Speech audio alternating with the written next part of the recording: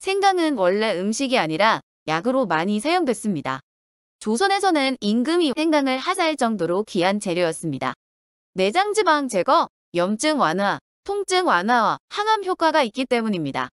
하지만 생강도 자칫하면 돌이킬 수 없는 심각한 부작용을 불러올 수 있다고 하는데요. 그렇다면 건강식품으로 유명한 생강이 위험한 음식이 될 수 있는 이유는 과연 무엇일까요? 오늘 건강학교에서는 생강의 부작용과 먹으면 안 되는 분들을 알려드리겠습니다. 또한 생강을 더욱 건강하게 먹을 수 있는 방법까지 준비했습니다. 반드시 기억하시거나 메모장에 적어두셔서 생강을 아무렇게나 먹는 일은 참으시길 바랍니다. 그 전에 건강학교 채널에 구독과 좋아요 누르시고 여러분의 건강한 생활에 도움이 되셨으면 좋겠습니다. 댓글로 출석 체크도 꼭 해주시고 여러분의 의견도 알려주세요. 반드시 알고 있어야 하는 중요한 건강 정보만 뽑아서 알려드리겠습니다. 첫 번째, 생강을 잔뜩 사는 분들 집중하세요. 생강 때문에 간암에 걸릴 수 있습니다. 많이 사면 싸니까 대량으로 사시는 분들이 계신데요. 건강에 돈 아끼지 마세요. 나중에 병원비로 나갈 수 있습니다. 아시겠죠? 생강에는 사프롤이라는 성분이 들어 있습니다. 사프롤은 마약 원료물질의 한 종류이고 독성이 있을 수 있는데요.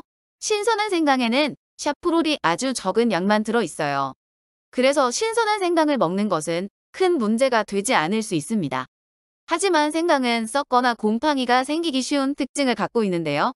이렇게 생강이 상하면 사프롤 성분의 양이 크게 늘어납니다.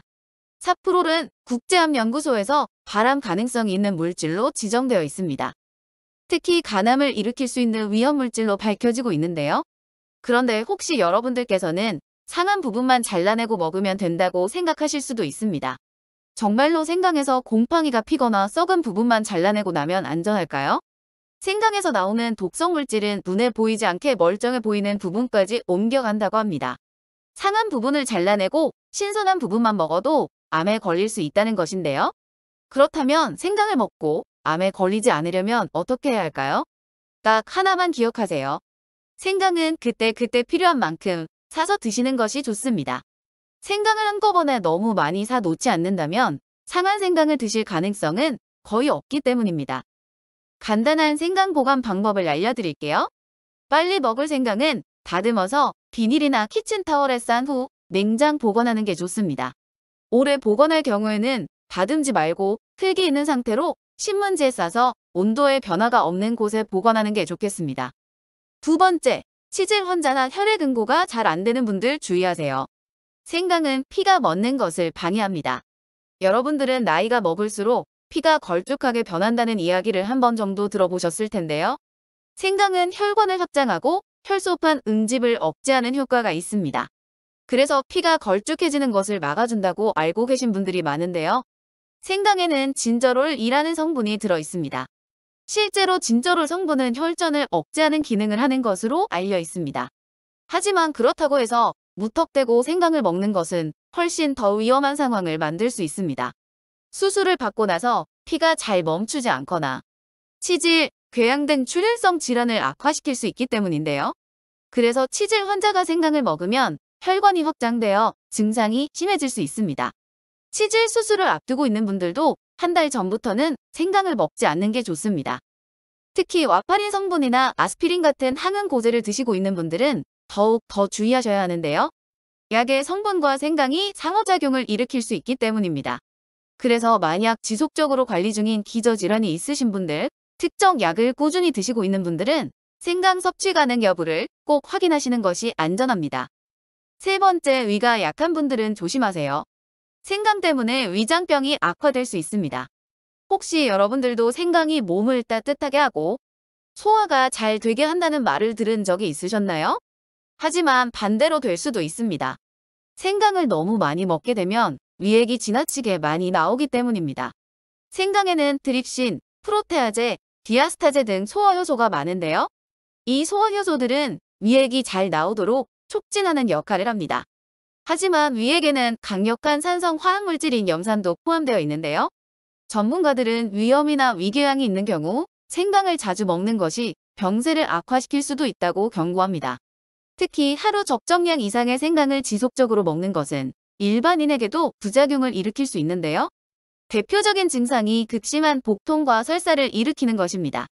따라서 생강은 하루 적정량인 3g 이상 먹지 않도록 주의해야 합니다. 그리고 생강을 아주 연하게 우려서 따뜻한 차처럼 먹는 것이 좋습니다. 혹시 위장병을 이미 앓고 있는 분들은 전문의 상담을 통해 생강을 먹어도 되는지 반드시 확인을 하시기 바랍니다. 네 번째, 생강에 알레르기 반응이 있다면 안 먹는 게 좋습니다. 우리가 즐겨 먹는 음식 중에서는 간혹 알레르기를 유발하는 경우가 있는데요. 혹시 여러분들은 스스로 어떤 알레르기를 갖고 있는지 잘 알고 계신가요? 미국 콜로라도 대학 공동연구팀은 소득 수준이 높은 나라일수록 식품 알레르기 환자가 늘어난다는 사실을 밝혀냈습니다. 가공식품을 자주 먹게 되고 위생 수준이 높아 면역력이 떨어진다는 것인데요. 그런데 생강도 알레르기를 일으킬 수 있는 식품으로 알려져 있습니다. 생강이 알레르기 반응을 나타나면 아나필락시스라는 증상을 일으킬 수 있는데요. 아나필락시스는 가벼운 경우 가려움이나 두드러기 반응을 일으킵니다.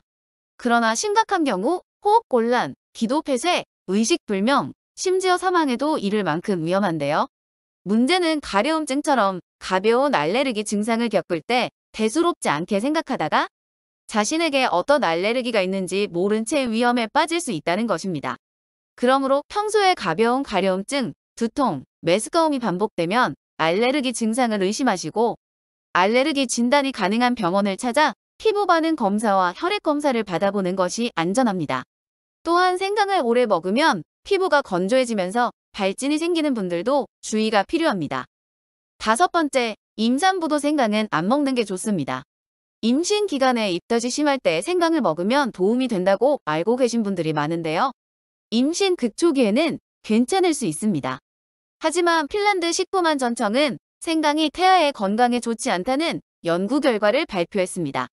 생강이 뱃속 아이의 아토피, 두드러기 같은 피부 질환을 야기할 수 있다는 것인데요. 그래서 임산부는 생강을 먹지 않는 것이 좋다고 권했습니다. 또 생강은 자궁을 수축시키는 역할을 하는데요. 임신 기간 중 자궁 수축은 태아에게 스트레스를 줄 수 있으며 조산 위험을 높이는 것으로 알려져 있습니다. 따라서 임신 중에는 가급적 생강을 드시지 않는 것이 좋습니다. 그 외에 당뇨 치료제 복용 환자나 불면증이 있으신 분들, 열이 많은 분이나 치질 종기 환자도 생강은 조심하는 게 좋다고 알려져 있습니다. 그럼 생강을 어떻게 먹는 게 좋을까요? 먼저 생강은 많은 양을 오랫동안 먹으면 좋지 않습니다. 동의보감에서 생강은 정신을 맑게 하지만 너무 많이 먹으면 지혜를 줄이고 정신 집중에 방해가 된다고 했습니다. 그래서 저녁보다는 아침에 먹는 게 좋습니다. 또한 생강을 그냥 먹기보다는 말려서 적당한 크기로 자르고 차에 끓여 먹는 게 좋습니다. 꿀과 대추 등을 함께 먹으면 더욱 좋다고 합니다. 오늘은 누구나 건강식품이라고 알고 있는 생강을 위험하지 않고 안전하게 먹는 방법에 대해 말씀드렸습니다. 영상이 도움이 되셨다면 좋아요와 구독 눌러주시고 앞으로 여러분의 건강에 도움되는 영상으로 찾아뵙겠습니다. 여러분 모두 건강하세요.